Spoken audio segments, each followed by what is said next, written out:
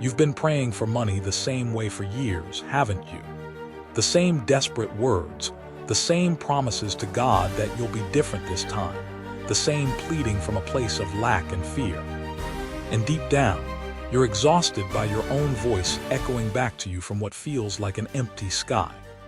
But what if I told you that your prayers aren't going unanswered because God doesn't care about your financial situation?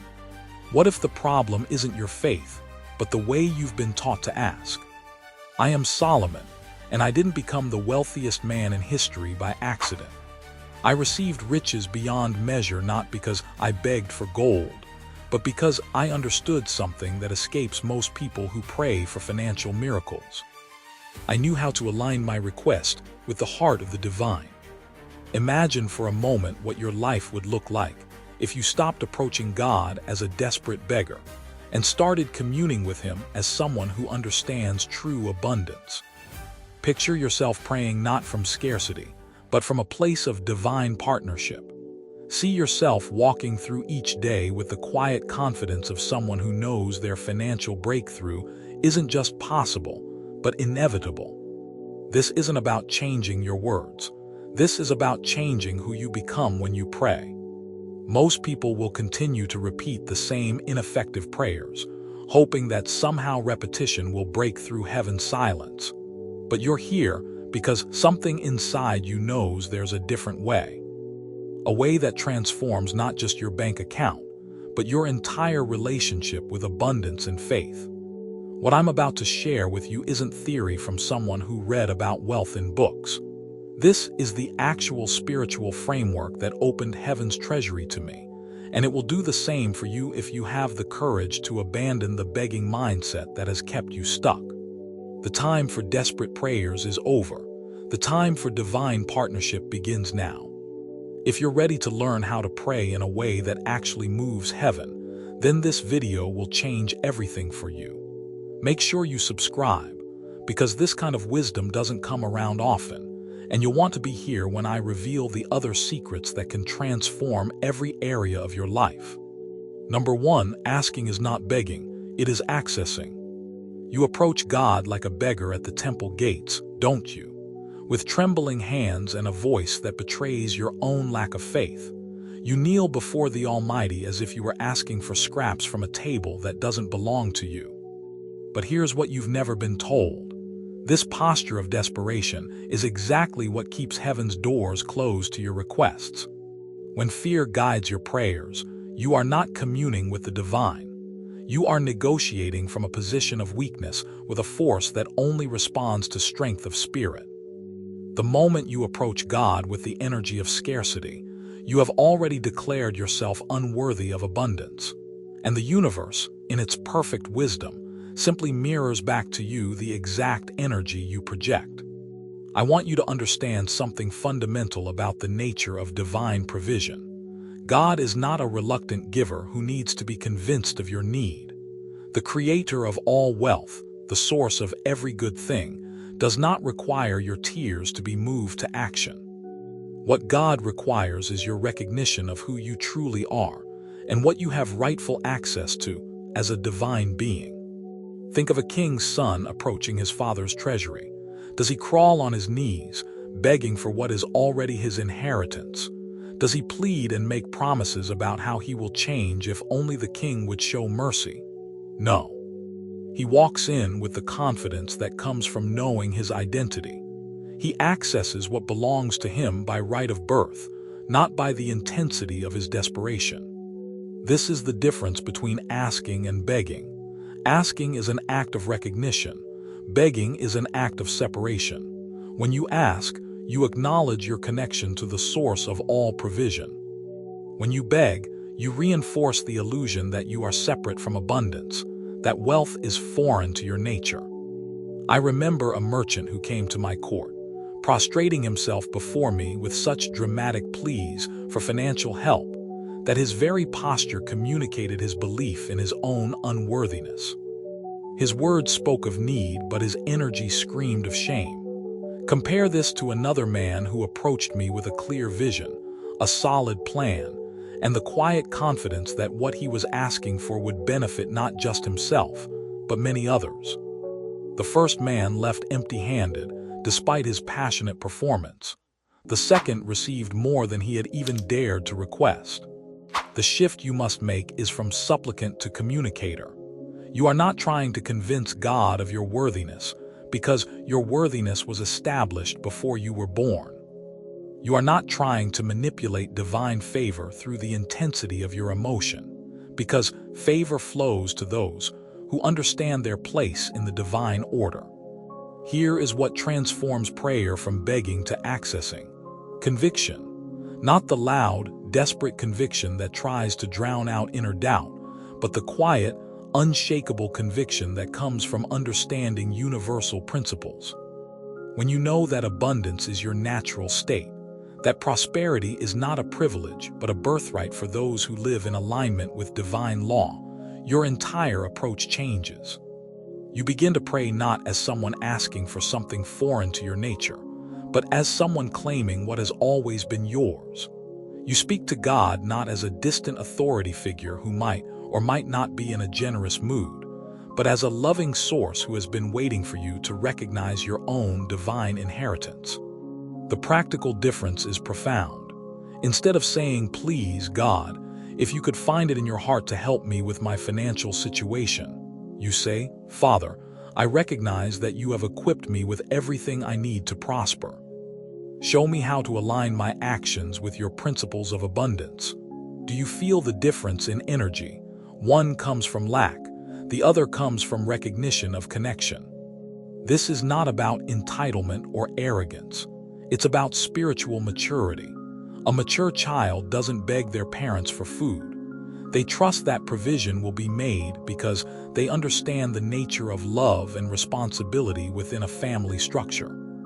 Your relationship with the divine operates on the same principle, but at an infinitely higher level. When you stop begging and start accessing, miracles begin to unfold naturally. Not because you've finally found the magic words that unlock heaven's treasury, but because you've aligned your consciousness with the truth of who you are and what is available to you. The moment you approach God from your true identity rather than your temporary circumstances, you step out of the energy of desperation and into the energy of divine partnership. And it is in this space of partnership, not begging, that financial miracles are not just possible, but inevitable. Number 2, what Solomon did when he asked God. The night God appeared to me in a dream at Gibon, I was a young king facing the weight of an entire nation's future. I could have asked for anything: long life, the destruction of my enemies, military might, gold beyond measure.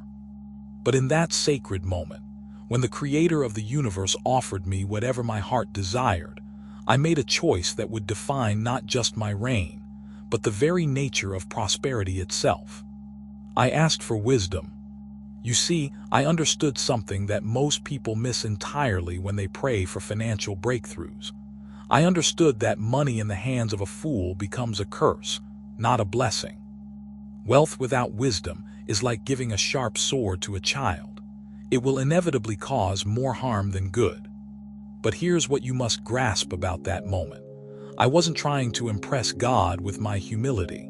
I wasn't performing some kind of spiritual theater to manipulate divine favor. I was operating from a principle that every truly wealthy person understands instinctively. The foundation of all lasting prosperity is wisdom, not luck, not favor, not even hard work alone, but wisdom. When you have wisdom, everything else follows naturally. When you lack wisdom, nothing you gain can be sustained. This is why lottery winners often end up broke within a few years. This is why inheritances are squandered by the third generation. This is why some of the hardest working people you know struggle financially, while others seem to effortlessly attract wealth. The difference is wisdom, the understanding of principles, the ability to see beyond the immediate and temporary into the eternal and lasting. Wisdom is what transforms a person from someone who chases money into someone money naturally flows to. God was so pleased with my request that He gave me not only the wisdom I asked for, but also riches and honor beyond what any king before me had ever possessed. But notice the order: wisdom first, then wealth; understanding first, then abundance. This sequence is not accidental. It is the natural flow of how divine prosperity works. I want you to picture a river flowing down from the mountains. The river doesn't struggle to reach the valley. It doesn't beg the earth to allow it passage. It simply follows the natural course that gravity and terrain provide. This is how wealth flows to the wise, not through struggle and desperation, but through alignment with the natural laws that govern abundance. When I prayed for wisdom, I was demonstrating what spiritual maturity looks like. I was showing God that I understood the responsibility that comes with power and wealth. I was proving that I could be trusted with much, because I had the wisdom to handle it properly. Most people pray for financial miracles while living in ways that demonstrate they cannot be trusted with small amounts, let alone large ones. They waste what they have, spend impulsively, have no plan for increase, and then wonder why heaven seems silent to their requests. They're asking God to violate His own principles of stewardship and wisdom. But spiritual maturity recognizes that wealth is not just about personal comfort. It's about capacity to serve, ability to solve problems, power to create positive change in the world.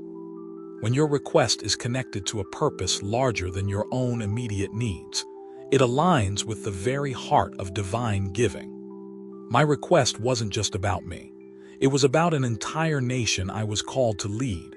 It was about justice, prosperity, and peace for millions of people. It was about establishing a kingdom that would reflect divine principles on earth. This is what I mean when I say my request was tied to a greater purpose, not to ego. Your financial prayers will remain powerless until you connect them to something beyond your own consumption. Not because God doesn't care about your needs, but because true prosperity always flows through those who understand that wealth is meant to be a blessing that extends far beyond the person who receives it. Here's what changed everything for me, and what will change everything for you. The moment you start asking for the wisdom to handle wealth properly, you begin to demonstrate the very character trait that makes you worthy of wealth in the first place. You show that you understand prosperity is a tool, not a toy, a responsibility, not just a reward. The prayer that unlocks financial miracles is not "God, give me money." It's "God, give me the wisdom to create value, solve problems, and serve others in a way that naturally results in abundant provision." When you pray this prayer with genuine intention, you align yourself with the same principle that made me the wealthiest man in human history. And here's the beautiful paradox. When you stop chasing money directly and start pursuing the wisdom and character that attract money naturally, you discover that abundance was never about the money at all. It was always about who you become in the process of earning it. Number 3, the 3 keys to prayer that works. Your prayers bounce off the ceiling because they lack the 3 essential elements that turn human words into divine communication. You speak into the void with scattered thoughts, wavering faith, and selfish motivations, then wonder why heaven remains silent. But prayer is not religious performance. It is spiritual technology, and like any technology, it only works when operated correctly. The first key is clarity, and this is where most people fail before they even begin. They approach God with vague requests, confused desires, and contradictory intentions. They pray for prosperity while harboring secret beliefs about the evil of money. They ask for financial breakthrough while living lifestyles that demonstrate financial irresponsibility. They request abundance while maintaining relationships and habits that breed scarcity. Clarity means you know exactly what you want, why you want it, and how it serves not just your needs but the greater good. It means you have taken time to examine your own motivations and purify your intentions. It means your request is specific enough to be measurable and broad enough to allow for divine creativity in how it manifests. When I asked for wisdom, I wasn't making a general request for knowledge. I was asking specifically for the discernment needed to govern well, the understanding required to make just decisions, and the insight necessary to distinguish between good and evil in complex situations. This specificity allowed God to respond with precision, giving me exactly what would serve both my calling and my people's needs. Vague prayers produce vague results. When you pray, "God, bless me financially," you're giving the universe nothing concrete to work with. But when you pray, "Father, I need exactly this amount by this date to accomplish this specific purpose that will serve these particular people," you create a clear channel for divine response. The second key is posture, and this goes deeper than the physical position of your body. Posture is the internal stance from which you approach the divine. It's the difference between praying as someone who hopes they might possibly be heard and praying as someone who knows they are already connected to the source of all provision. Most people pray from a posture of doubt disguised as humility. They think God is impressed by their self-deprecation and uncertainty. They believe that expressing faith too confidently is somehow presumptuous or arrogant. This is spiritual immaturity masquerading as reverence. True spiritual maturity understands that God is not honored by your doubt, any more than a loving parent is honored by their child's assumption that love and provision might not be available. When you pray with doubt, you're not being humble, you're being insulting. You're suggesting that the creator of the universe might be stingy, unreliable, or disinterested in your well-being. The correct posture is one of confident expectation based on understanding of divine nature and promises. You pray as someone who already believes the answer is yes, not as someone hoping it might possibly be yes. This doesn't mean you demand or command God. It means you trust completely in divine goodness and faithfulness. Picture the difference between two people asking their wealthy father for help with a business venture. One approaches nervously, stammering, apologizing for even asking, full of doubt about whether they deserve help.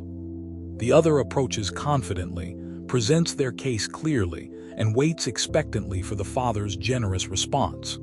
Which child understands the father's heart better? The third key is alignment. And this is what separates answered prayers from empty religious rituals. Alignment means your request harmonizes with eternal principles, divine character, and universal laws.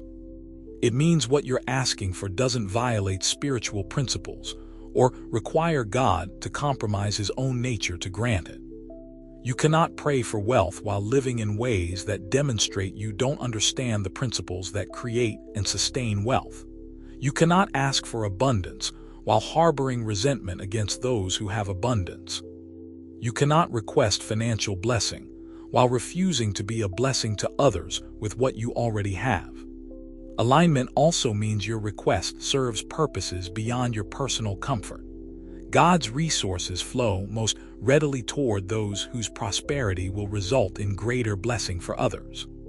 When your financial increase means better service, more generous giving, expanded influence for good, and greater capacity to solve problems, you align yourself with divine intentions for wealth distribution.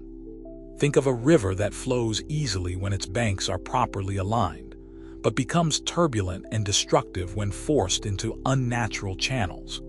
Your prayers flow easily toward manifestation when they align with spiritual principles, but meet resistance when they conflict with divine order. Here's how these three keys work together in practical prayer. You approach God with crystal clear specificity about what you need and why. You stand confidently in the knowledge that your loving Father wants to provide for your genuine needs and godly purposes. You ensure that your request serves not just yourself but others, and that receiving what you ask for will make you a better steward, not just a richer person. When these three elements combine in your prayer life, you stop hoping for miracles and start expecting them. Not because you've learned to manipulate God, but because you've learned to align with how God already wants to work in and through your life. The prayer that works is clear in its request, confident in its approach, and aligned in its purpose. Master these three keys, and watch how quickly heaven responds to your financial needs. Number 4. The mistake of those who pray and see no answer.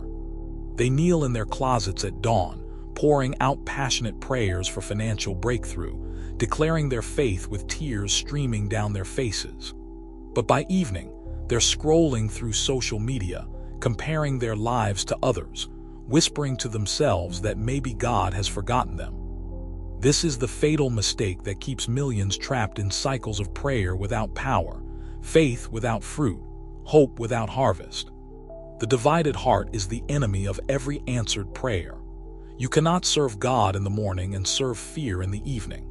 You cannot declare trust in divine provision while your thoughts, words, and actions throughout the day communicate nothing but anxiety about your financial future. Prayer is not a religious event you attend once a day. It's a state of consciousness you maintain throughout your life. When you pray for a financial miracle and then spend your day worried about money, complaining about your situation, and acting as if God is either powerless or disinterested in your needs, you sabotage your own petitions. Imagine someone who declares their complete trust in a friend's promise to help them, then spends the day telling everyone who will listen how worried they are that this friend might let them down. What message does this send about the depth of their trust? What energy does this create around the manifestation of that promised help? Your faith is not measured by the passion of your prayers, but by the consistency of your consciousness throughout the day. If you pray with faith but live with fear, fear wins. If you declare trust but spend your time planning for failure, you're planning for failure, not trusting in success. The second critical mistake is asking for wealth while maintaining a scarcity mindset. These people beg God for financial increase while hoarding what little they have, resenting those who have more, and operating from the belief that there's not enough to go around. They want abundance, but they think like people who believe in lack. Your mindset is your spiritual address. God can only deliver blessings to the address you're actually living at, not the one you claim to want to move to. If your mental and emotional address is scarcity, fear, and limitation, that's where divine provision will try to find you, and it won't fit through the narrow doorway of that consciousness. I've watched people pray for thousands while refusing to tip generously at restaurants. I've seen them ask God for business success while treating their current customers poorly. They request abundant harvest while neglecting to plant proper seeds. They want the results of prosperity consciousness while maintaining poverty consciousness. This is like trying to receive FM radio signals on an AM frequency. The signal is broadcasting, but you're not tuned in properly to receive it. God's abundance is always flowing, but it can only manifest through consciousness that matches its frequency. The third mistake is perhaps the most damaging. They treat God like a delivery service rather than a loving Father who is also a wise teacher. They want instant results without preparation time, immediate provision without character development, sudden wealth without the wisdom to handle it properly.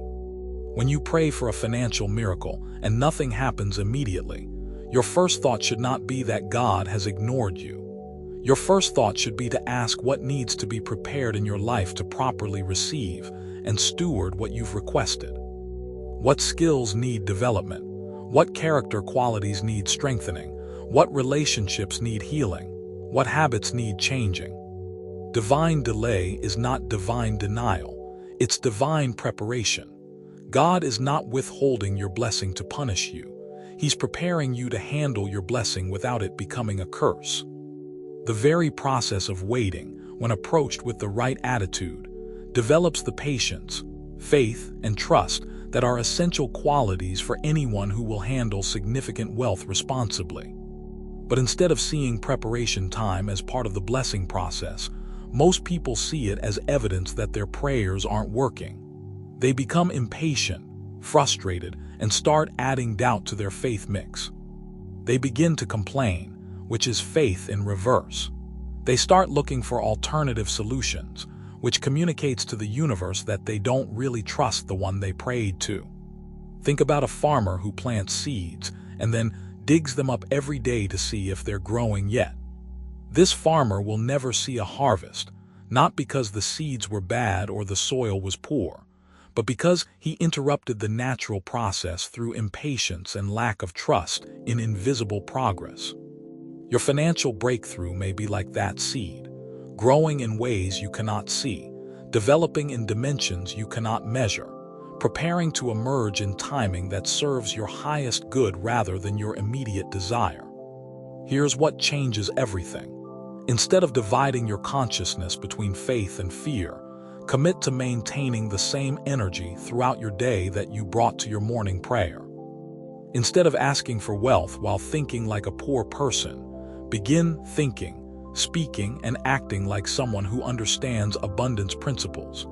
Instead of treating God like a cosmic vending machine, embrace the process of becoming someone worthy of the blessing you've requested. When you stop sabotaging your own prayers with divided consciousness, scarcity mindset, and impatience, you discover that your breakthrough was never being withheld from you. It was being prepared for you, and more importantly, you were being prepared for it. The answer to your prayer is not late.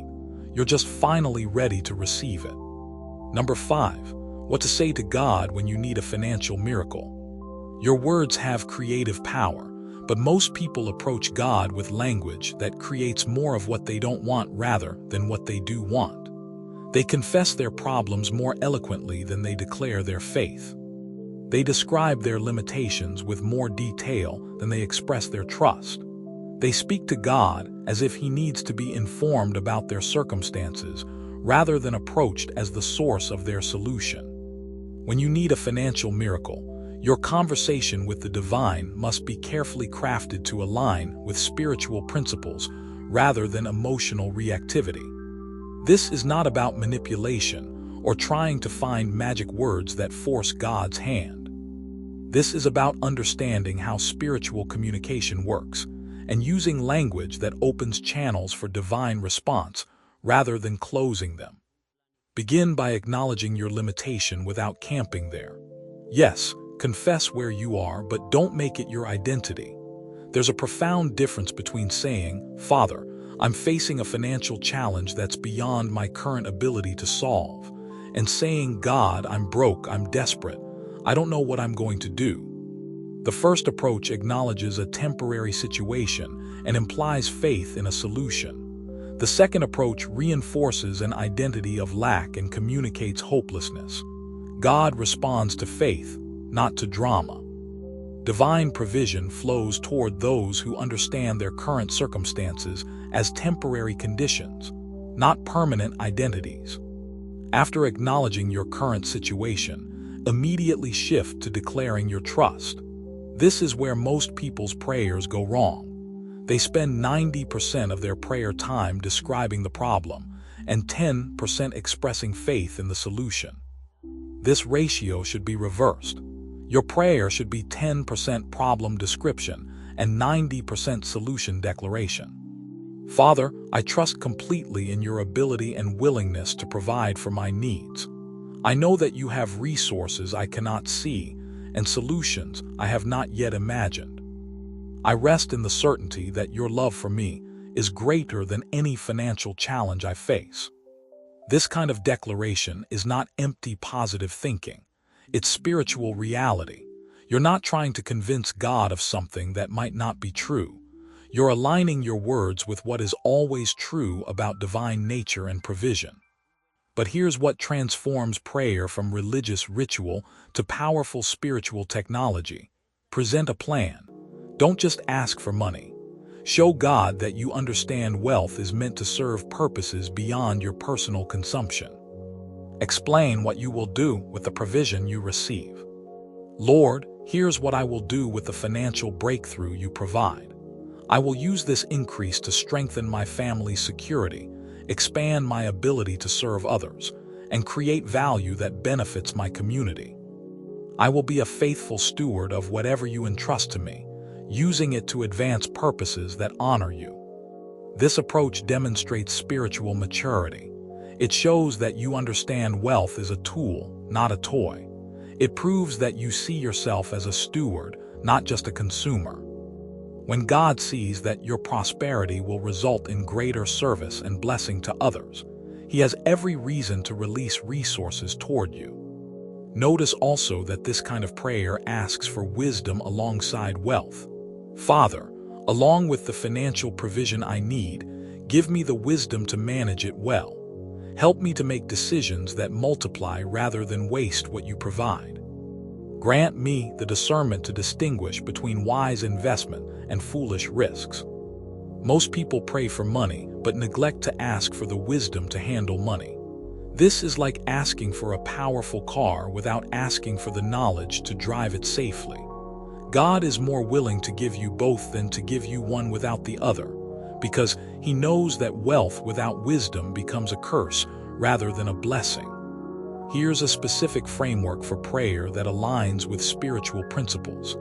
Heavenly Father, I come before you acknowledging my current financial limitation, but standing firm in my faith in your unlimited ability to provide.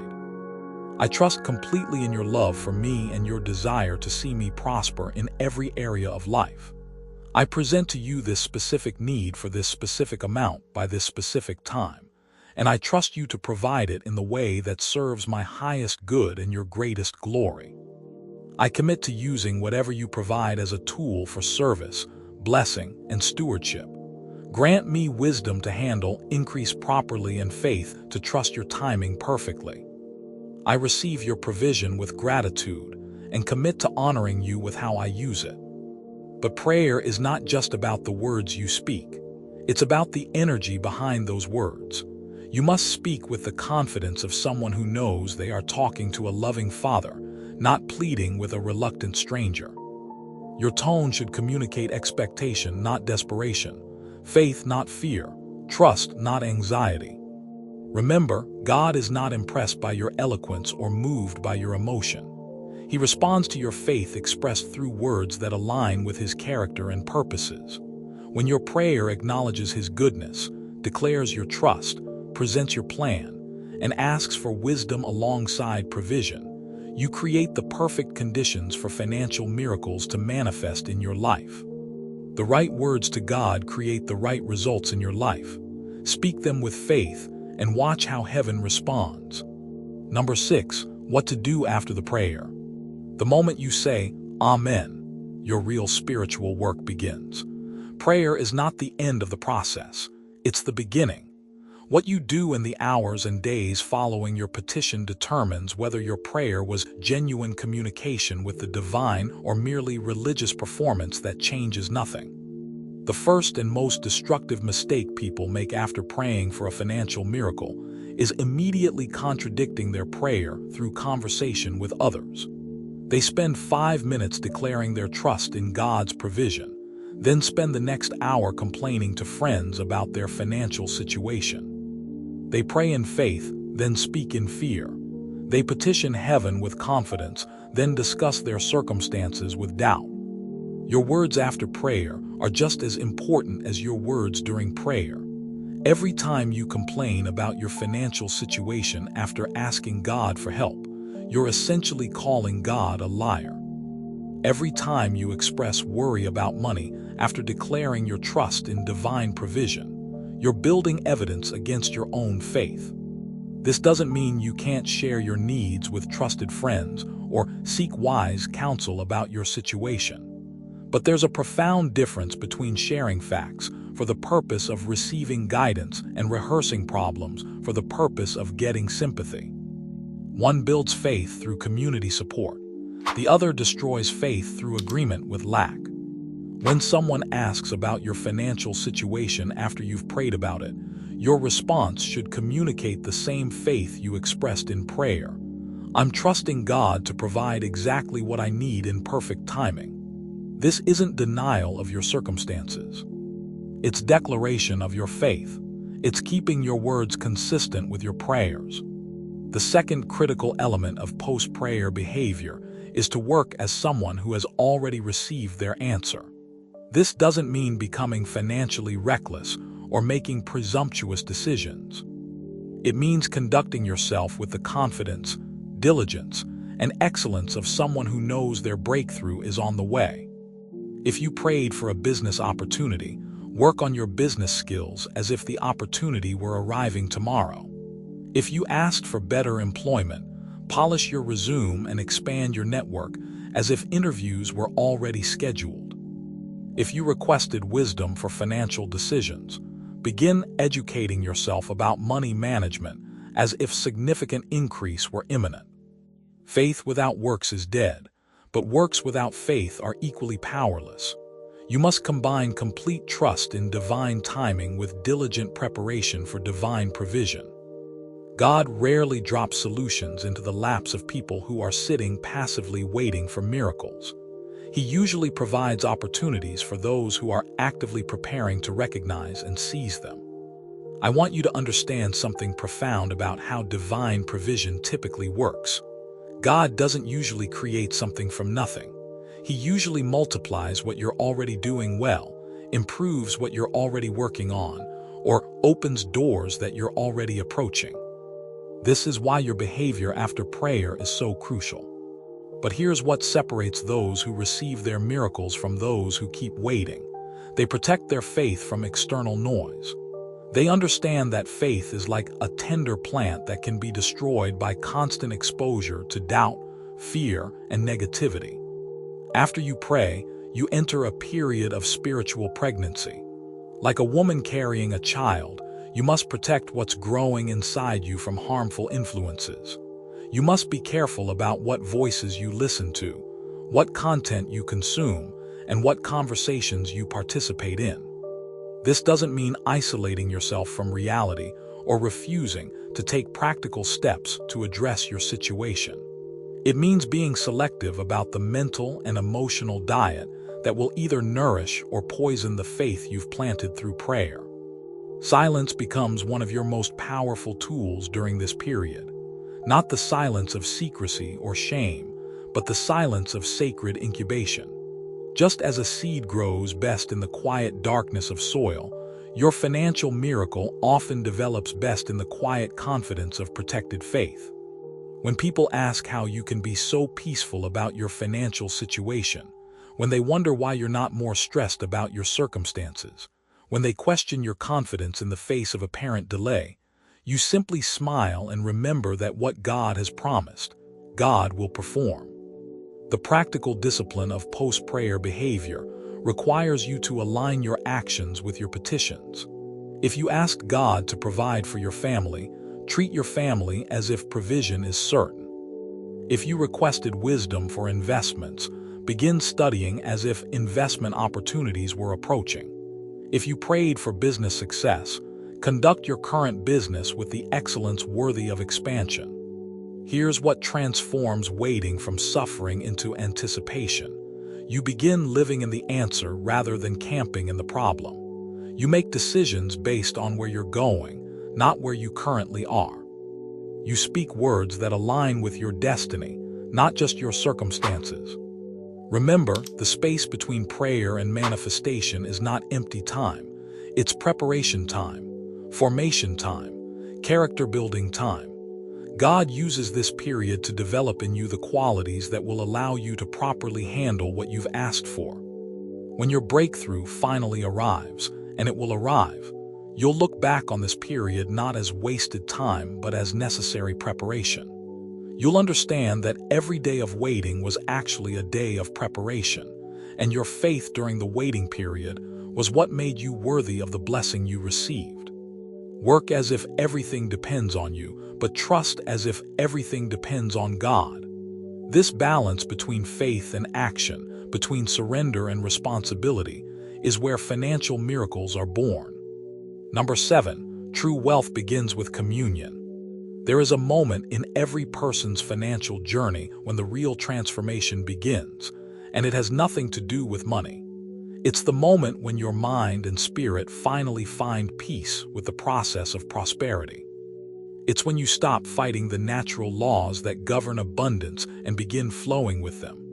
This inner alignment is where true wealth is actually born. Most people think wealth begins with opportunity, or luck, or even hard work.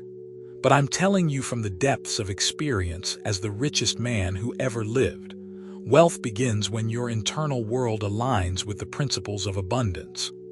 It begins when your thoughts about money, your emotions around finances, and your spirit's relationship with provision all harmonize into a single, powerful frequency. You cannot attract lasting wealth while you are internally at war with money.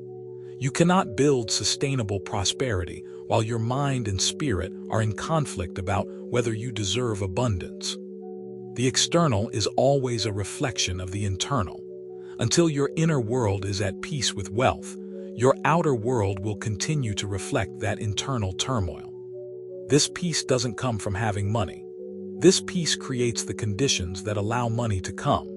When your mind is no longer anxious about finances, when your spirit no longer carries shame about prosperity, when your emotions are no longer chaotic around the topic of money, you become a clear channel for abundance to flow through. Think of a perfectly still lake that reflects the sky with crystal clarity versus a turbulent lake whose surface is constantly disturbed by wind and waves. The disturbed lake cannot provide a clear reflection because it lacks the stillness necessary for clarity. Your internal state works the same way. Until you find internal stillness around money, you cannot clearly reflect the abundance that is always available to you. The miracle begins when the mind and spirit are at peace, because peace is the natural environment of divine operation. God does not work through chaos, anxiety, desperation, or internal conflict. These states of being actually repel divine intervention rather than attracting it. When you achieve internal alignment about money, when your thoughts, emotions, and spirit all agree that prosperity is good, that you are worthy of abundance, and that wealth can be a tool for blessing rather than a source of corruption, you become magnetic to financial opportunities. But here's what you must understand about right money versus wrong money. Money that comes through alignment with spiritual principles brings clarity, peace, and purpose with it. Money that comes through manipulation, deception, or violation of spiritual laws brings confusion, anxiety, and eventual destruction. The right money never comes to someone who is internally misaligned, because right money can only flow through channels that honor the principles from which it comes. If you are internally conflicted about wealth, manipulative in your approach to getting it, or dishonest in your methods of pursuing it, any money you receive will carry the same chaotic energy that characterized your approach to getting it. This is why lottery winners often end up more miserable than before they won. This is why people who gain wealth through dishonest means find their lives becoming increasingly complicated and stressful. This is why inherited wealth often destroys families rather than blessing them. The money itself carries the energy of how it was obtained and how it is received. But when wealth comes to someone whose mind and spirit are aligned with abundance principles, that wealth brings what it was meant to bring: freedom to serve, power to solve problems, ability to bless others, and resources to fulfill divine purpose. This kind of wealth doesn't create problems, it solves them. It doesn't complicate life, it simplifies it by removing artificial limitations. I want you to picture two different scenarios. In the first, a person who has been internally conflicted about money suddenly receives a large financial windfall. They feel guilty about having it, anxious about losing it, confused about what to do with it, and stressed about how others might perceive them because of it. This person's internal misalignment turns their blessing into a burden. In the second scenario, a person who has achieved internal peace about prosperity receives the same financial windfall. They feel grateful for the opportunity to serve more people, excited about the problems they can now solve, clear about how to invest it wisely, and confident in their ability to handle it responsibly. Their internal alignment turns their blessing into a platform for even greater blessing. What God gives does not bring confusion but purpose and direction. When divine provision flows into your life, it doesn't create chaos. It creates clarity. It doesn't generate problems. It provides solutions. It doesn't complicate your existence. It fulfills your destiny. This is how you know when wealth is coming from the right source through the right channels. It brings peace, not anxiety. Clarity, not confusion. Direction, not chaos. If money is creating internal turmoil in your life, something is misaligned, either in how you obtained it or how you're relating to it. The pathway to true wealth requires you to first find internal peace with the entire concept of money and abundance. You must heal any shame, guilt, or fear you carry about prosperity. You must resolve any internal conflicts between spiritual values and financial success. You must align your mind, emotions, and spirit around the truth that wealth, properly stewarded, is a blessing that serves divine purposes. When this internal alignment occurs, when your whole being is at peace with abundance, you become a clear channel for divine provision. Money begins to flow to you not because you've learned new techniques for attracting it, but because you've removed the internal barriers that were repelling it. True wealth begins with communion because communion creates the inner stillness necessary for divine operation. And when God's peace rules your heart regarding financial matters, God's provision follows naturally, bringing with it not confusion and chaos, but purpose and direction for the journey ahead. Picture a seed that falls into rich soil during the perfect season. It doesn't struggle to convince the earth to receive it. It doesn't beg the sun to shine or plead with the rain to fall. It simply rests in the certainty of its own nature and the faithfulness of the forces that govern growth. In that quiet confidence, transformation is inevitable.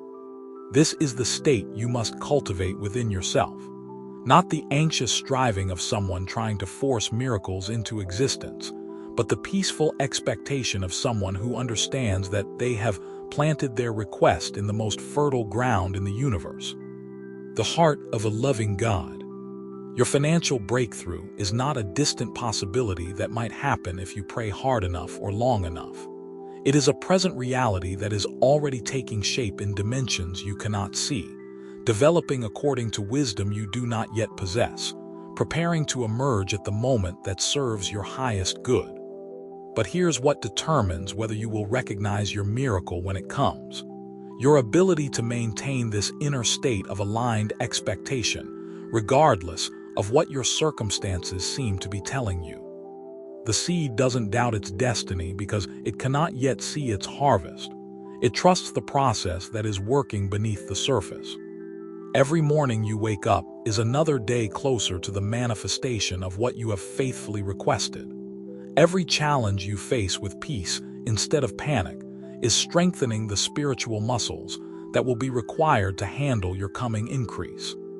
Every moment you choose faith over fear is preparing you to be worthy of the abundance that is already on its way to you. The miracle is not just what you will receive. The miracle is who you are becoming while you wait for it. And if you truly want to walk this path of transformation with the depth and consistency it requires, make sure you join this journey by subscribing. Because what we've explored together is just the beginning of understanding how heaven responds to those who know how to ask. The seed has been planted. The process has begun. Your only job now is to tend the soil of your consciousness with the same faithful attention that you would give to any garden that you expected to feed your family.